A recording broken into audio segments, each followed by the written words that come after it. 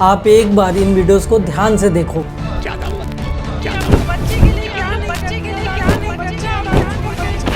रोते रोते मरी है, रोते रोते मरी है, रोते रोते मरी है, परिवार छोड़ करके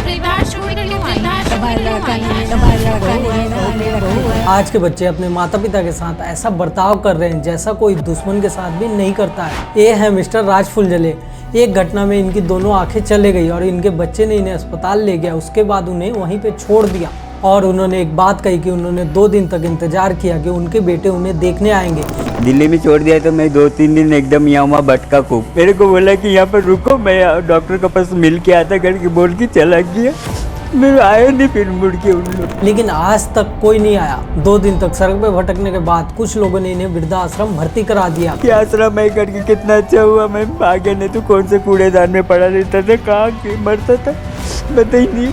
और आज के बाद यही इनका घर है। अब आप एक बात बताओ, क्या ये वही देश है जहाँ पे मातृदेवो भव और पितृदेवो भव सिखाया जाता है? और क्या ये वही देश है जहाँ पे माँ बाप को भगवान की तरह पूजा जाता था? और आपको ये जान के हैरानी होगी कि भारत बहुत तेजी से बुढ़ा हो रहा है। 2050 तक भारत में 300 मिलियन से ज्यादा बुढ़े होंगे, यानी कि हर 10 में से 2 आदमी 60 साल से ऊपर उम्र का होगा। और अगर आज के डेट में हमारी देश की हालत ऐसी है तो ये राज फुले की कहानी कल को हम सब की कहानी हो सकती है। 2025 में इंडिया में कुंभ का मेला लगा जहाँ पे लोग अपने पाप धोने जाते थे, लेकिन यहाँ पे बहुत सारे लोग अपने बुढ़े माता पिता को छोड़ के भाग गए। ये बुजुर्ग महिला है रेखा त्रिवेदी, जिनके 4 सेटल बच्चे हैं, लेकिन कुंभ के मेले में इन्हें छोड़ के उनके बच्चे भाग गए। हम खुद हैरत में हैं कि हमने कैसी परवरिश कर दी बच्चों की। और जब एक एनजीओ ने इनके घर पे कॉल किया तब इनके बच्चों ने जवाब दिया कि ये उन्हें नहीं चाहिए।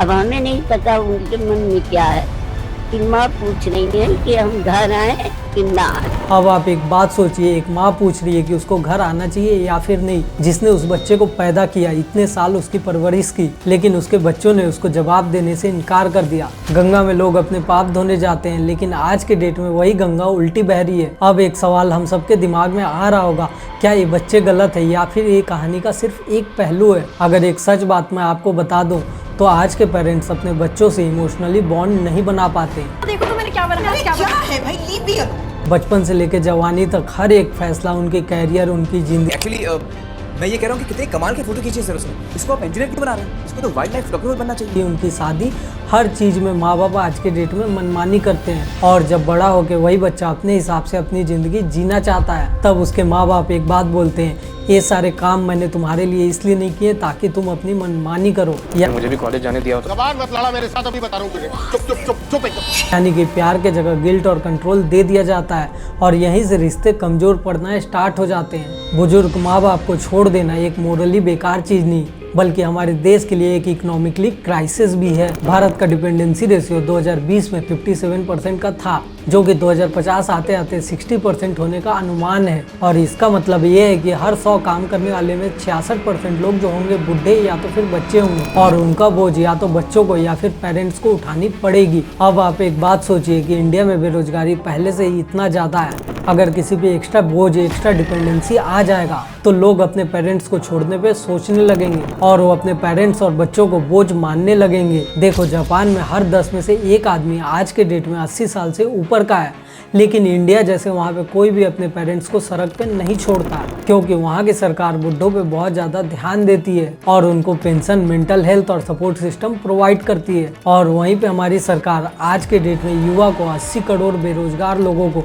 फ्री में राशन, फ्री में पानी, फ्री में बिजली प्रोवाइड करने की कोशिश कर रही है। और ये वो टाइम है जब हमारे देश की सरकार को बुजुर्गों के लिए एक सपोर्ट सिस्टम बनाने की जरूरत है। 2007 के कानून के हिसाब से इंडिया के हर एक डिस्ट्रिक्ट में एक ओल्ड एज होम होना चाहिए, लेकिन आज के डेट में 700 में से बस 480 डिस्ट्रिक्ट में ये ओल्ड एज होम बन पाया है। और जहाँ ये ओल्ड एज होम बना भी है वहाँ पे हालत बहुत ज़्यादा खराब है। देखो दोस्तों, जिनको बुढ़ा होना था आज के डेट में हो गए और अगली बारी तो हमारी है। और आज के डेट में हमारी जिम्मेदारी है कि हम अपने बुढ़ापे को कर्ज नहीं बल्कि अपनी रिस्पॉन्सिबिलिटी बनाएं और उसे एक बैलेंस के साथ जी सके। और इसके लिए हमें 6 कदम उठाने की ज़रूरत है। पहला है फाइनेंशियली इंडिपेंडेंस बनने का। हमें इतना पैसा सेव करना है ताकि हम अपने बुढ़ापे में अच्छी खासी ज़िंदगी बिता सकें। SIP करो, इन्वेस्ट करो, अच्छे खासे फंड बनाओ ताकि आप अपने बुढ़ापे में अच्छी खासी ज़िंदगी बिता सकें।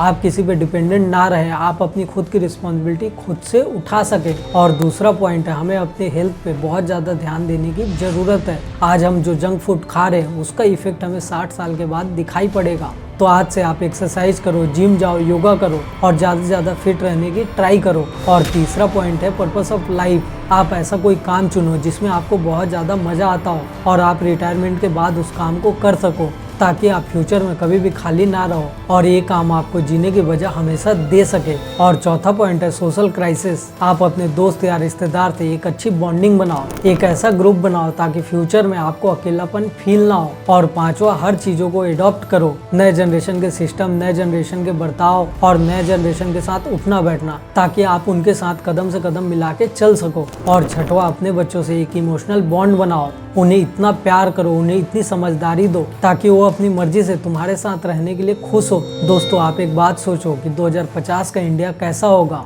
ये डिपेंड करता है 30-40 साल के लोगों पे। अगर हमने अपनी सोच को बदल दी और यंग जनरेशन के साथ समझदारी के साथ बिता लिया तो हमारा बुढ़ापा एक सम्मान का प्रतीक बन जाएगा। क्योंकि बुढ़ापा दुखद तब होता है जब हमने बड़ों को भुला दिया होता है। अगर आप चाहते हो कि कल के डेट में कोई बंदा आपको याद रखे तो आज के डेट में आपको उसको याद करना पड़ेगा। अगर आपको ये वीडियो पसंद आया हो तो इस वीडियो को लाइक, शेयर और चैनल को सब्सक्राइब जरूर करें और इस वीडियो को अपने दोस्त यार के साथ शेयर जरूर करें ताकि उनका भी बुढ़ापा अच्छी तरीके से बीत सके। फिर मिलते हैं आपसे आने वाले अगले वीडियो में, तब तक के लिए बाय।